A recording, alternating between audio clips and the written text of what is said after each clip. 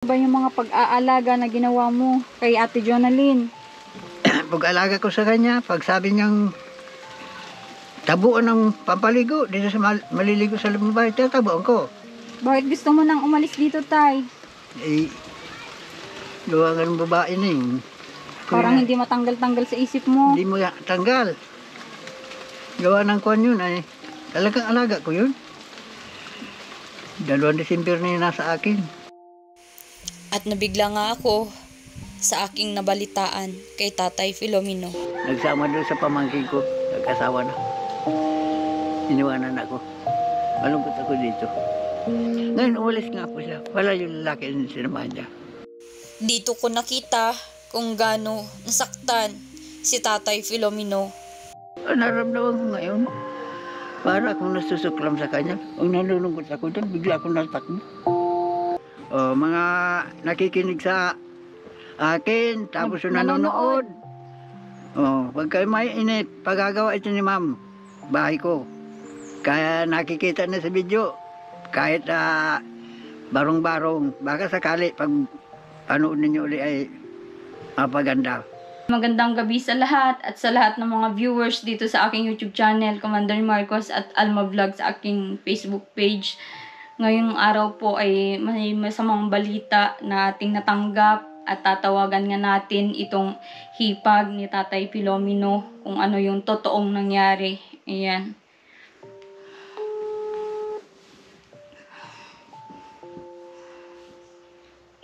Hello, ma'am. Hello. Good evening po. Oo. Ano yung nabalitaan ko, ate, na na nagpatakbo pala sa ospital si Tatay?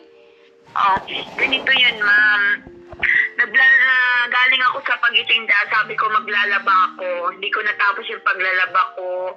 Sabi ko, pag natapos ako, pupunta kay Kuya Mino at para sabihin ko sa kanya magbihis kayo at madating nga kayo ngayong Sabado.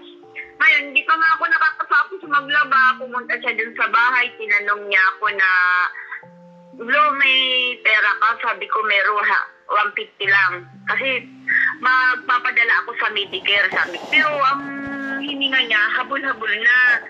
Tapos nung sabi sa akin ito na, Ate Glo, sumama ka. Sabi ko, hindi kaya. Ngayon, pagtalikod ko, papunta na ako dun sa sapat, maghugas ako ng paa. Bigla siya natumba. Tapos, namutla na siya, nagaw-agaw na namin nila sa bill. Pinagdalagyan ko siya ng kating ko. Tapos yung mga niya, hindi na ko na talaga. Tapos dinala na namin sa taas. Tinulungan kami nila Bong. Grabe. Yung mga kapitbahay namin doon. Tinulungan kami, napapunta doon sa taas. Inano na lang, para bang binuhat na lang nila. Yun po. Then, Pero may buhay pa po si Tatay that time. Pero, humahabol na siya, yung pawala na siya. Ayun, hintay, sige, nandun na. Wow, naman si Tatay.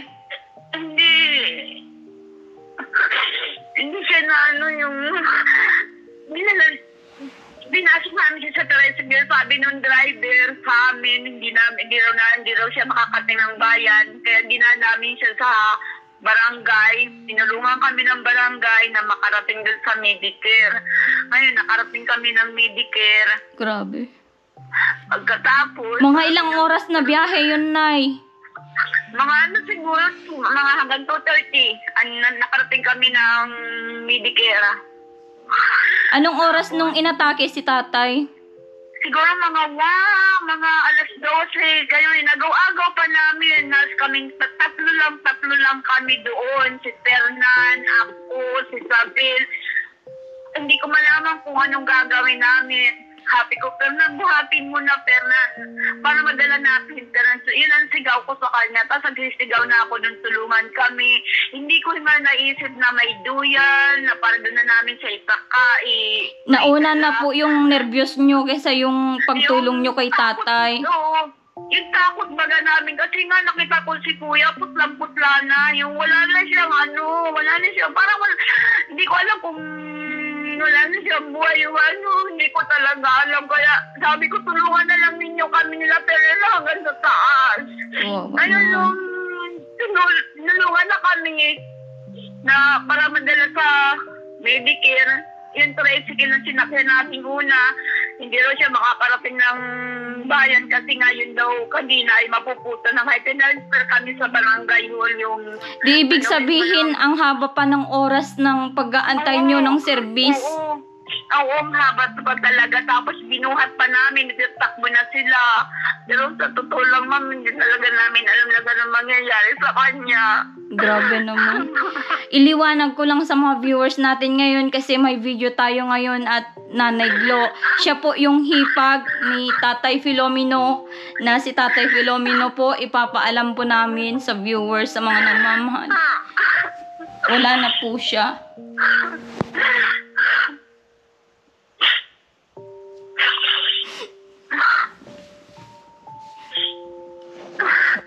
Kaya,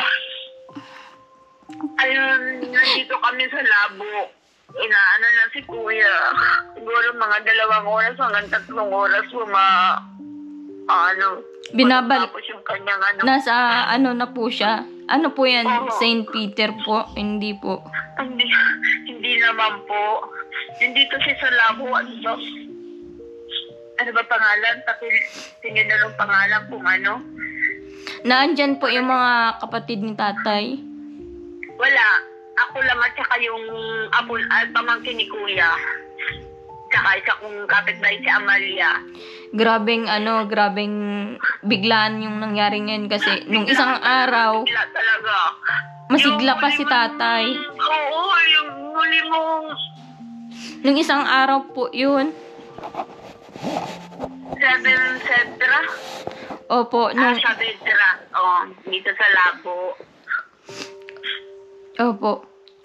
Ano ba yun na hindi talaga na survive sa Kapalongga emergency, ano? Hindi nila na survive, hindi na nila kinaya. Pero doon na siya talaga yung tumigil ang paghinga niya sa Medicare na. Wala ba sa inyo sinabi na kahapon na may nararamdaman si Tatay Filomeno? Wala siyang sinasabi. Naglalakad pa siya kahapon. Naglalakad pa siya. Nakikipagkwentuhan pa nga kayo dun sa tindahan eh. Nagbibiro pa siya na Ano po? binibili kami ng ice cream, ng Opo. ice candy. Opo, ano po yung sinabi ng doktor? Bakit po siya inatake? Ano po yung sakit niya? Sinabi ng doktor, kasi tinanong ako, ano ba to, atake? Sabi ko siguro atake po yan kasi bigla na lang po siya tumumbay. Saka bigla na lang siya namutla. Saan, doon, pagdating ko doon, inano naman nila, inasikaso naman ng mga doktor si kuya. Talagang, Opo. pagka inano daw niya nila ng sa mata, may tiningnan sila, hindi na raw nagalaw yung mata niya. Tapos yung paghinga niya, bigla na lang daw tumigil. Kaya Yun pala naman, nung tapos- last na dalaw ko sa kanya, sabi niya papatayuan ko daw siya ng bahay, baka hindi na din niya magamit. Parang nagpaparamdam na po siya that time. Nasabi ko ay aabot ka pa tayo, niloloko ko pa nga kung napanood niyo yung mga vlog namin, niloloko ko na, napapanood ko yun. na Napapanood ko yun. aabot siya ng 150, pero hindi pala, mali pala yung ano ko sa kanya. Umabot lang siya ng 72 lang, ma'am. Kakawa naman, nag-isa pa siya sa buhay. Pero ganyan talaga ang buhay, Nay. Hindi natin kasi hawak yung buhay natin. Alam mo, ma'am, yung sinabi mo sa akin na, pumayag naman ako, hindi ko ako lalos yan, mawawala na. Oo na, sinabi ko na alagaan nyo si tatay kasi mag-isa siya sa kanyang buhay. Sabi ko pakialagaan kasi ganun yung kalagayan niya po. Talagang dinamdam niya yung nangyari sa kanila ni Ate Jonalyn po, Yun talaga. Oo. Yun talaga sinabi niya talaga dun sa talaga si Jonalyn talaga niya mahal naman. Talaga hindi niya daw kayang kalimutan. Talagang yun siguro. Yun yung dahilan kung bakit na stress si tatay, nagkasakit, ayan, hindi na niya nakayanan. Tapos, ang hindi niya matanggap talaga, pamangkin pa niya ang umano sa kanya. Yun talaga hindi niya kayang nagtanggap. Pero kung hindi na ginawa niya ng pamangkin niya, ngayon sana buhay pa si kuya. Kaya nga po, inasahan kong mabalikan ko siya sa Monday kasi uuwi kami, nasa Quezon po kami ngayon, may nasikaso lang. Doon sa may taas lang ng court G, ibuburol si kuya. Saang taas ng court po? Dito sa may harap ng sa may barangay yung court doon sa taas. Papunta sa school ng elementary. Okay po, pupuntahan po namin doon. Huwag po kayo mag-alala, pupunta din po kami doon para magpabigay ng mga pwedeng ipabigay namin, mga biscuit, mga kape, ganun na pwedeng maitulong sa mga maglalamay po. Grabe na. Maraming salamat pa. Last na ano na pala yun, ang sigla niya pa yun na yung araw na yun. Alam mo ba, Nay, na binilhan ko pa siya ng mga damit, binigyan ko ng pera. Tapos nung nakaraan na araw, ulam naman yung dinala ko sa kanya, tapos binigyan ko na naman ng pera. Doon na pala yung last na na tulungan ko siya. Hindi ko alam kung may pera pa yun si kuya. Pero alam ko may pera pa yun na hindi ko alam kung saan niya Hindi, sunod-sunod ko kasing inabutan yun, Nay. Tingnan nyo sa bahay niya. Siguro sinusuksok niya sa bahay niya. Tinatabi niya kasi sabi ko sa kanya, Tay, habang may nag-aabot po, inaabutan po kita kung maaari at binibigyan naman kita ng groceries, ganun, at mga kailangan mo, ulam, pagkain, bigas. Kung maaari, kung ano yung ipabot ko sa iyo ay itabi mo, at kung if in case ng emergency may magagamit ka, yun yung advice ko po sa kanya. Oo daw, itatabi niya daw. Pero hindi ko talaga sakatakan, tapos kanya talaga, naghahabol na talaga yung hininga niya. Pero sabi ko, kuya, kaya mo umangka sa motor? Sabi niya, kaya. Nung mahugas na ako, sasamahan ko na si Fernan, bigla na lang siya nang himatay. Kung andyan lang kami, Nay, kung andyan lang kami, hindi sa mismong emergency namin tinakbo yan, tinakbo na namin sa daet, kasi wala pong dyan, ay kasiguraduhan dyan sa may emergency dyan sa Kapaloga. Kaya kung nandyan lang kami, nagkataon naman po kasing wala kami dyan, nasa Quezon po kami ngayon, may naasikaso. Kaya sabi ko nga, hindi ko nga natapos yung paglalaba ko, at sabi ko pag alas 2 naman ay pupunta, wala pang alas 2 siya, pinupunta ko na si kuya, mag-bihis ka at madating na yung lumber. Kasi ang palay siya, tumawid talaga siya sa akin. Madalas pati yung pumunta sa akin. Ano yung last na sinabi niya po sa inyo na nararamdaman niya?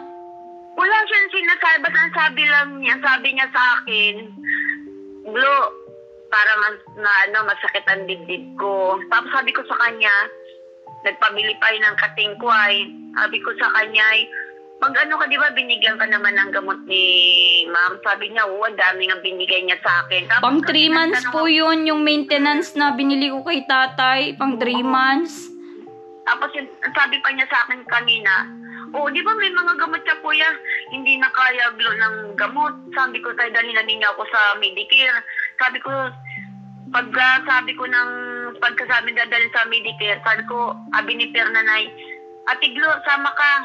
Sabi ko, hindi nga ako nakapagsalita, iba ng ni kuya, yung parang iba na mukha niya, hindi ko na kaya paghugas ko ng pat na alis na kambig, pagtalikod ko, biglang natumba na si kuya. Sabi sa akin ni Fernan, Ate Glo, si kuya, hanap kami ng kating ko, akala ko dala niya, may dala niya yun yung binigay mong jacket, saka yung short, saka yung damit, yun ang isusuot niya sa medical kung sakali makumpine siya. Yun, dala-dala talaga niya. Ayun, hindi naman pala nasuot. Iba naman pala masusuot niya. Grabe si tatay. Ang daya naman kung kailan wala kami dyan. Sabi ko nga hindi na ba tutuloy. Sabi ko nga, yung isa naming kapitbahay, nagpunta doon kahapon na nakwentuhan niya. Sabi niya gano'n ay, kumusta ka na Kuya Mino, okay lang. Sabi naman dito sa isa kong kasama na, ay, laban ka lang Amalia, para parehas tayo mga balo. Sabi gano'n sa amin, sabi gano'n sa kasama ko. Opo. Kaya ikaw Amalia, laban ka lang. Ako nga, lumalaban ako. Kaya laban lang. Sabi ko, yung mga salita ni Kuya, parang Iba May eh. pinapahiwatig siya. May Oo. sinasabi. May sinasabi na siya, hindi ko maintindihan. Tapos yung nakabihis siya nakadilaw siya, nakashort siya, pumunta siya doon sa tindahan. Nilibre kami ng Opo. ice candy. Opo. Kinausap pa nga yung kapitbahay na, galit pa nga yung kapitbahay namin, hindi daw siya nilibre ng ice cream. Yung Opo. ice candy, sabi ko naman, hindi naman ako naglibre, si Kuya Mino naman eh. Yung nga, sagot ko naman, sabi naman ni Kuya, huwag mo naintindihan, babayaan mo yan, basta nakain tayo ng ice cream. Masaya ka, masaya. Pero hindi ko Kahapon po akalain yun. na- Kahapon Oo. nangyari. Tapos kanina lang inatake. Tapos anong oras na wala ng hininga si tatay? Siguro mga 1:30 ganyan, mga 1:30 na natumba si Kuya, dinala namin siya. Siguro mga alas 2 nakating kami ng Medicare ay mga 2:30. Kasi parang ang bagal-bagal na nung tricycle. Sabi ko, bilisan. Hindi talaga kita daw, mabilis na daw yung nila. Pero si Kuya parang pumipigil o talagang inano pa talaga Hirap namin na, sa oo. Medicare. Hirap na talaga Talagang ina pa siya. talaga. Oo, talagang inanan namin siya. Tapos pag... Talagang ate Glo, nanay Glo, talagang dinibdib ni tatay kung ano yung nangyari sa kanya. Yung ginawang panloloko sa kanya. Oo. Di bali na lang sabi sa akin ni Kuya, alam mo Glo, di bali na lang sana ibang tao ang umano sa kanya matatanggap ko. Pamangkin ko eh. Oo. Kaya hindi ko na kayanan. Sabi ko, Kuya Mino, huwag ka na magparako sa ka na doon. Huwag ka nang, Pabayaan mo oo. na. Yun nga po yung advice ko lagi sa kanya. Oo, yun ang parati ko sinasabihin pag pumupunta ako doon. Kuya, wag mo isipin yun. Sige, punta ka lang doon sa akin, pumunta ka. Nagkataon naman, wala pa baga ako, pero dahil libangan talaga niya manood ng TV. Sabi ko, sige kuya, magkaroon lang ako ngayon, paluludan ko yung TV na yan. Ay, hindi ko naman naluludan at wala naman nga. Ako sabi ko, kung alam ko lang gano'ng mangyari, lahat na, sinunod ko na eh. Opo. Kahit Para siya, hindi siya nagkukulong dun sa bahay niya, para hindi siya Oo, nalulungkot. Pero kanina, ng maga, hindi ko siya nabisita. Pagdating ko, sabi ko, mamaya ko na si Kuya puntahan at pabibihisin ko at baka magdating na kayo. Hindi pabibihisin ko. Hindi ko na napuntahan. Siya na pumunta dun sa bahay. Doon sa may tindahan na Opo. gagawin ko. Nakaupo na siya doon. Sabi niya sa akin, Gloria, may pera ka. Sabi ko, 150 lang to kuya. Tapos sabi niya, magpapadala ko kay Fernan sa Medicare at hindi ko na kaya. Nung nakikita ko na talaga namumutla na si kuya. Tapos ay iba na talaga ang niya, ang hininga niya ay habol-habol na. Paisa-isa na. Oo, paisa-isa na siya. Nung tumaling Paano yun ate? Anong sinakayan yung papunta dyan sa labo sa may paggagawan ng niya, kabaong? May service po, ma'am. May service? Ambulansya? Oo, service po. Oo. Hindi po ambulansya, talagang talaga siya. O elf na parang elf pa siya. Yung L3, oo. Pero wala na Oo. talagang buhay nung talagang inano na Wala ng na. doktor. Dineclare na ng doktor. Oo, talagang tinapat na niya ako, ma'am, kanina na sabi wala na talaga. Yung mata niya, hindi na gumagalaw. Tapos yung niya. Pero sabi ko, hindi, gumagalaw ang tiyan niya. Umaano pa.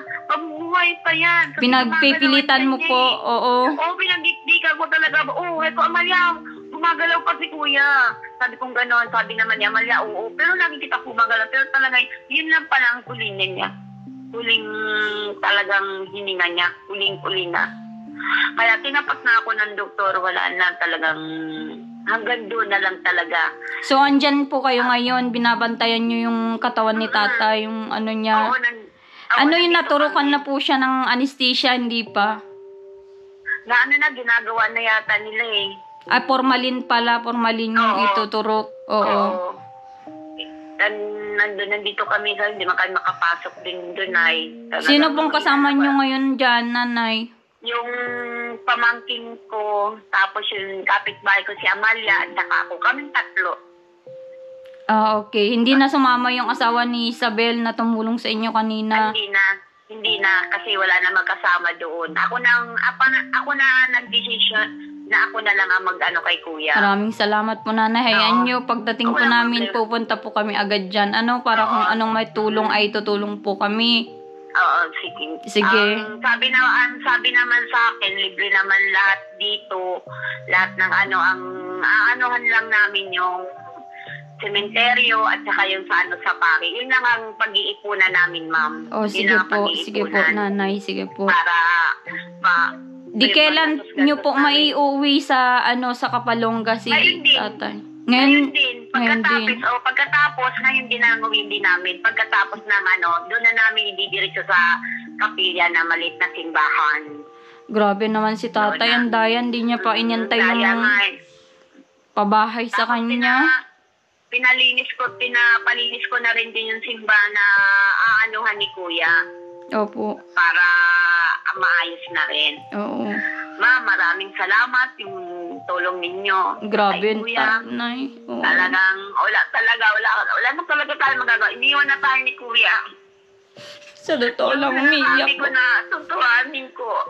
Ay ko, hindi nangyari. Parang maano si kuya yung hindi siya magpara-iisip. Traffic ko naman namin pinupuntahan doon. Pero Opo. kami ng mga talaga, hindi ko talaga siya napuntaan. Bigla na lang siya lumabas naman lang alauna. Magpapadala kay Kirnan sa Medicare. Hindi ko talaga alam yun. Pero kagabi, awan. Parang iniwan na tayo. Oo nga po. Sinabi ko nga na- eh. Sinabi ko nga, huwag magpa-stress sa Yun naman din ang sabi ko sa kanya eh. Huwag siyang masyadong, Oo. sabi ko, kuya, huwag mo masyadong isipin. Sabi ko na yun. andito Wala naman na kami. yun. Oo, nandito naman kami ni Marco. Sabi ko, ituring mo kaming anak. At lagi naman kami sa iyo. Tulungan ka namin kung ano yung mga kulang na ano sa iyo. Kung anong problema mo, magsabi ka. Nadalan ako ng ulam. Nadalan niya ako. Tapos ganun lang. Bait po yan si tatay. Pero hanggang doon na lang yung pinahiram sa kanya na buhay. Sige, anay, at pag nakabalik po kami by bukas or ano, ay pupunta po ako agad sa inyo po. Ano? Sige po, oo. Salamat sa sige. pag-asikaso kay tatay. Sige po. Sige, salamat din. Sige, Nanay Gloria. Sige po. Sige, salamat. Sige po. Ayun mga kalingap, at ipapaalam lang namin na si Tatay Filomeno ay wala na po siya. Ngayong araw lang po siya pumanaw at biglaan lahat ito. Kasi nung isang araw lang po yung vlog na upload ko po. Today, may upload po ako today na late upload po yun. At ngayon din po nangyari yung hindi namin inaasahan na nagpaalam na po siya talaga sa atin. At sa mga viewers na nagmahal kay tatay, thank you so much. Ayan, nabigla din po kami sa nangyari. Yun pong nangyari sa kanya na yun, hindi nyo po alam kasi yung tuwing pagdalaw namin doon, nakikita din ni Marcos yan na sobrang lungkot na lungkot yung matanda sa nangyari sa kanya, na pinaasa siya, ayan, niloko, at mismong pamangkin daw niya yung talagang nanulot dun sa minahal niya din na babae. Pero ganun man, pinatawad niya din naman yun. Pero alam ko na dinibdib niya po yun, at mula po nung last na pag-vlog ko sa kanya ay talagang alam ko na lungkot siya, natutulala lagi. Kaya nga po, nililibang ko, pinapatawa ko na lang. At kinikwentahan ko, yan, yung last na dalaw ko sa kanya na binilan ko ng maintenance niya, ng mga damit, ng ulam. Yun na pala yung huling pagkikita namin na buhay siya. Ayan. At grabing nabigla po kami talaga sa nangyaring ito kasi medyo na po kami, ay napalapit na po kami kay tatay. Sobrang bait niya pong tao kasi ang dami na niyang tinanggap sa buhay niya na kahit niloloko siya, alam niyang niloloko siya pero tanggap niya pa din yun. Pati yung mga anak ng mga kinakasama niya, pinapalaki niya po. Kung hindi po yan mabait, ay hindi niya po yan papakialaman. Pero siya po, pinapalaki niya. binubuhay niya, binibigyan niya ng pag-asa sa mundo para mabuhay. Kasi inayawan ng mga ama-ama nila. Doon po ako naging malapit kay tatay kasi grabing bait niya po kahit ganun po yung buhay niya. Ang masakit lang, hindi niya naranasan yung maging maganda yung buhay niya, yung maging maganda yung tahanan niya. Kasi by next month pa naka-schedule yung niya, yung pabahay para sa kanya. Ayan, sobrang lungkot ko po. Sobrang lungkot namin ni Marcos, ng pamilya ni Tatay Filomeno, yung mga kapitbahay niya sa biglaang nangyari. Gusto ko lang i-share sa inyo ito para sa mga nagmahal din sa kanya, sa mga viewers. Ayan, dito sa YouTube channel ko, umabot din po ng 1 million views si Tatay Filomeno na 72 anyos na nagmahal ng bata pero iniwan siya. Sa mga nagmahal, ayan, na nood, nagsubaybay sa vlog natin kay Tatay Filomeno, ipag-pray po natin siya na sana one day ay isa siya sa mapili ni God para gisingin, para